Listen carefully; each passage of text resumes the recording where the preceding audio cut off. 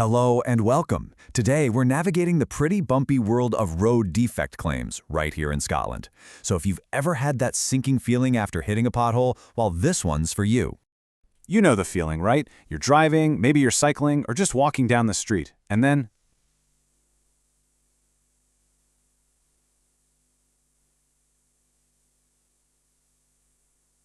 wham! That awful jarring thud that just makes your stomach drop. It happens all the time, but what's supposed to happen next? I mean, what are your actual rights?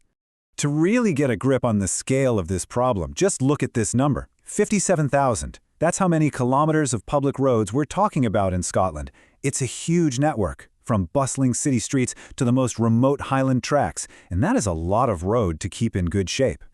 Okay, so let's get right into it. Why does it feel like you're constantly dodging craters out there? Let's break down what makes Scotland's pothole problem so, well, problematic. Really, it's a perfect storm of factors. You've got Scotland's relentless freeze-thaw weather, which is just brutal on asphalt. Water gets in, freezes, expands, and boom, a crack is born.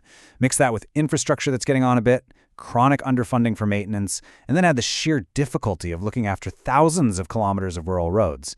And, well, you end up with the situation we have today. So, the worst has happened. You've had an accident, and you're pretty sure a road defect is to blame. What you do in these first few moments and hours, honestly, it is absolutely critical for any claim you might make later. All right, here is your essential checklist. First, and I cannot stress this enough, if it is safe, you need to photograph the defect. Get pictures from a few different angles, and try to include something for scale, like a coin or even your shoe. Second, if you're injured at all, seek medical attention. Don't just shrug it off. Third, make sure you officially report the defect to the right authority. And finally, get advice from a specialist solicitor as soon as you possibly can. Now, before you can even think about making a claim, you've got to figure out who you're claiming against. And you might be surprised to learn that in Scotland, it isn't always the local council.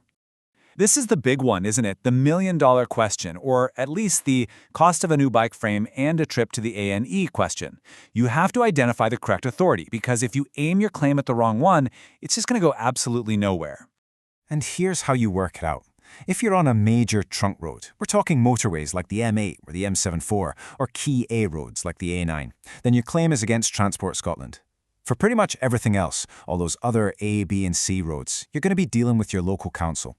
And if it's a private, unadopted road, well then the responsibility falls on the private owner, or landowner. Okay, so you found the right authority. But here's the thing. They have a very powerful legal argument that they will almost certainly use against you. Let's dig into their main line of defense. It's called the Section 1 defense, and it comes from the Roads Scotland Act of 1984. To put it simply, it allows the authority to say, look, yes, we know the pothole was there, but we have a reasonable system of inspection and repair in place, and we did what was reasonable. Their duty isn't to have perfect roads, just to be reasonable in how they look after them. And here's the actual wording right from the law. The key phrase you need to focus on is such care as was reasonable in all the circumstances. Now, the burden is on them to prove they met this standard, but it is a major hurdle for anyone trying to make a claim.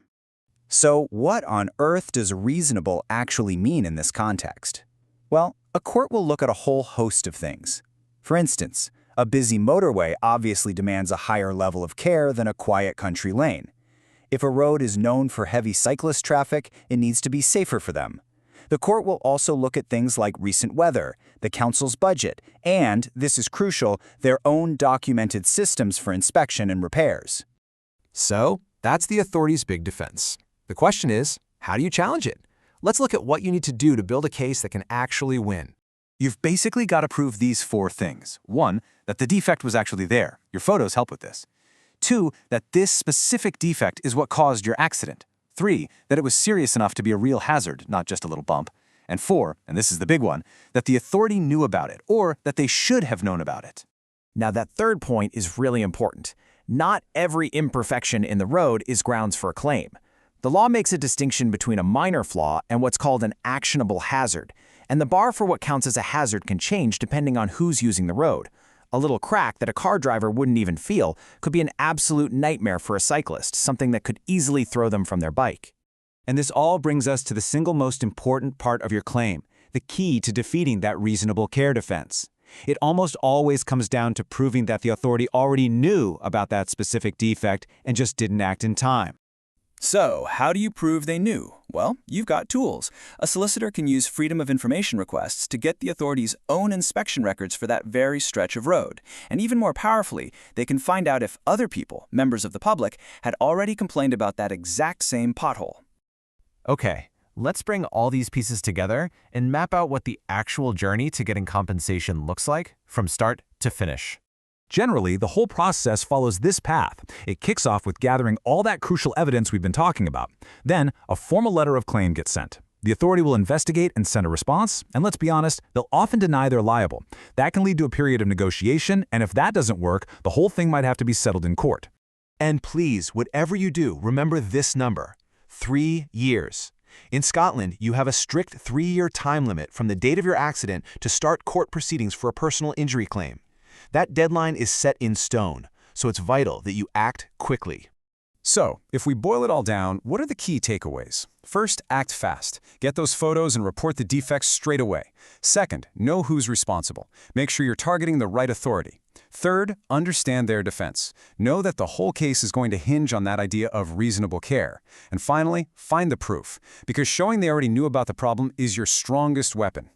And that leaves us with a final thought to chew on. You know, the law tries to strike this balance between our right to have safe roads and the huge practical challenges the authorities face. But when you look at all the hurdles you have to clear, it really makes you wonder, is the system designed to protect the public or is it designed to protect the authorities? We'll leave you with that one to think about.